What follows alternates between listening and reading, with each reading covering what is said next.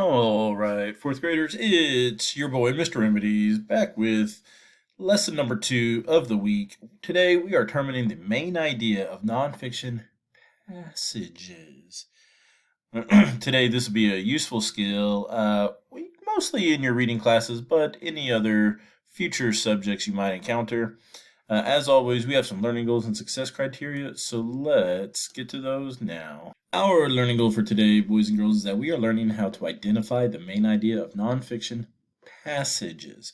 All right, along the way, we got some 3 success criteria for you, 3 I can statements to help you check your understanding along the way. Like I can define main idea, I can define passage, and I can identify different ways to ask about the main idea of a passage. If you can hit those along the way, I think we'll be right on track to meet our goal for today. Let's move on over to that all-important vocabulary. 2 pieces of vocabulary for you today. First word is passage. That's what we're going to be talking about today. A passage is a piece, section, or portion of a written work. It's a part of a larger written work. And like we saw yesterday, the main idea in 4th grade is the author's message about the topic. It is no longer just the topic of the text, it is the author's message about that topic. All right, so now that we have that out of the way, let's dive in to a little bit of a reminder from yesterday's lesson, and then we'll dive right into some examples. So remember from yesterday, our big question is when we come to main idea, we're asking ourselves, so what? So what is the author's angle? What are they adding, or how are they approaching the information that is different than any other person that's ever written about that topic? Second thing we always want to ask ourselves is, what are they trying to get across to me? What, especially in passages, what do they want me to learn from the whole passage, the paragraphs, the sections? If we can start to get in the habit of asking ourselves these questions as we read, I think we're going to be absolute all-stars at determining the main idea. Now, I'm going to dip on out of your screen and we're going to look at some specific examples. All right, so here we have a hopefully familiar looking text for to you guys. All right, this is titled A Desert with a Long History. So I'm going to read the first selection to you guys, and then we'll kind of rip it apart and see how we can determine what the main idea is of this section. When it's hot outside, there's nothing better than ice cream to cool you down. But it hasn't always been possible to order a scoop of ice cream at your local ice cream shop. Hundreds of years before there were electric freezers, people in China made frozen desserts by mixing milk with snow and spices. The Roman Emperor Nero sent his fastest runners into the mountains to gather snow. The snow was brought back before it could melt and mixed with honey, nuts, or fruit juice. The Chinese and Roman treats were unlike today's ice cream. The desserts were made with small pieces of frozen ice and were similar to snow cones. By the 1600s, flavored dishes in which ice cream was combined with ice were being produced in several European countries. These desserts looked and tasted more like the ice cream served today.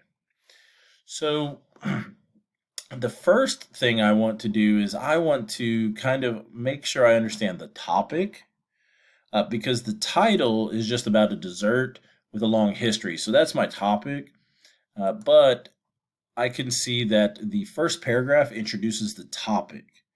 But remember now, 4th grade, the topic is not the main idea.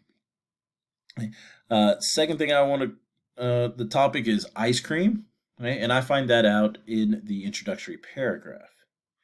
Second thing I'm going to start to look at, and you'll see a lot of this, is a question. What are paragraphs 2 and 3 mainly about? If you notice, we didn't ask what is the main idea of paragraphs 2 and 3, right? Because we like to switch it up on you a little bit. And there are many different ways to ask about the main idea. This is one of them. So give that a little look-see. What are paragraphs 2 and 3 mainly about?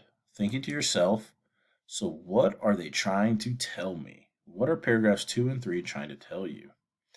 As you can see on the screen, I left some underlined important details for you that could help you really understand what the 2 paragraphs are mainly about. So what do you think out there? Well, I think paragraphs 2 and 3 are mainly about how ice cream was made hundreds of years ago by the Romans and the Chinese. All right, so we have some really good example here of one of the ways we can identify the topic, and then we can use our good reading skills to understand how someone's going to ask us about the main idea.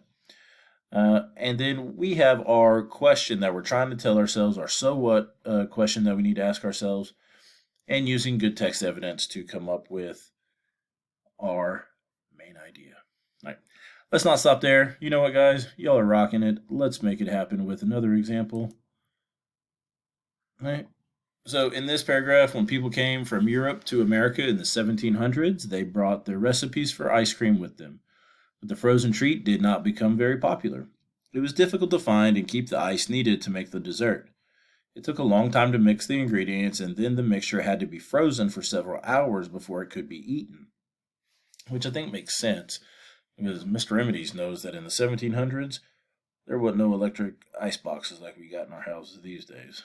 So again, I'm going to tear this apart. I know that at the very beginning of the paragraph, this is the topic that Europeans brought ice cream with them to America in the 1700s. But I'm going to ask, what is the best summary for this section? I haven't seen the word main idea in that question, but I know that they are asking me what is the main idea of this section. So, you know what? I'm going to ask myself, boom, what are they trying to tell me in this paragraph? They're trying to tell me that Europeans brought ice cream recipes to the United States, but it was difficult to make, so ice cream did not become popular right away. Okay? And I can see that it wasn't popular because it's told to me in the middle of the paragraph. And I know it's difficult to make because it outlines details about just how difficult it was to find ingredients, to mix the ingredients, to keep the ice, and to keep all of it frozen. So instead of listing that out as a detail and just copying and regurgitating what the paragraph says, I can restate the main idea in my own words. All right, boom, we are rocking and rolling. Let's move on to our third and final example. All right, so in paragraph 8 says, more ice cream is eaten in the United States than in any other country. Every July, U.S. ice cream companies celebrate National Ice Cream Month.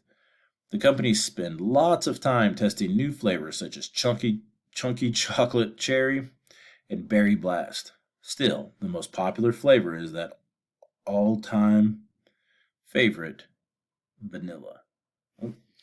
So again, introduces the topic. The topic is that ice cream is incredibly popular in America.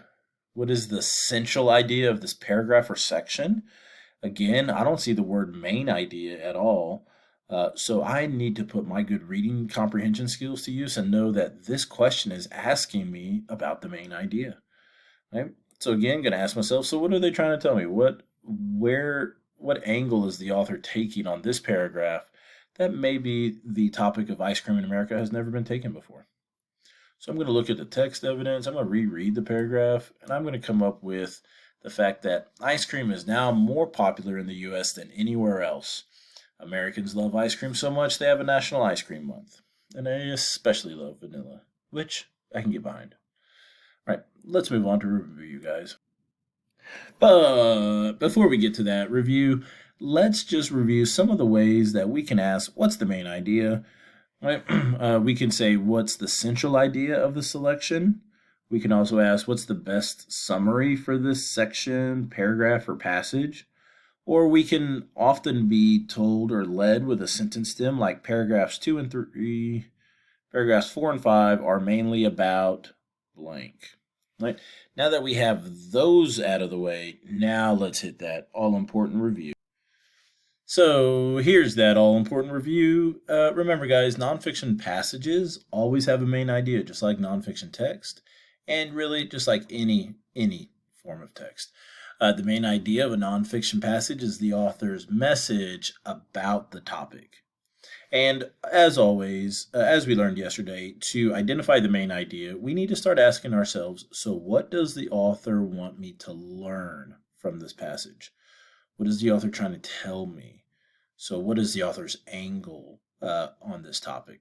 And we also learned that there are many ways to ask about the main idea of a passage, selection, or paragraph without, without being direct or just simply asking, what's the main idea of paragraph one? We learned a couple of different ways that we can be asked and that we can ask others. All right. As always, I've been Mr. Remedies coming to you from my super frigid secret hideout. You guys have been amazing. I know all of you across Copper's Cove are staying warm, and you are just absolutely rocking it. And we will see you next time.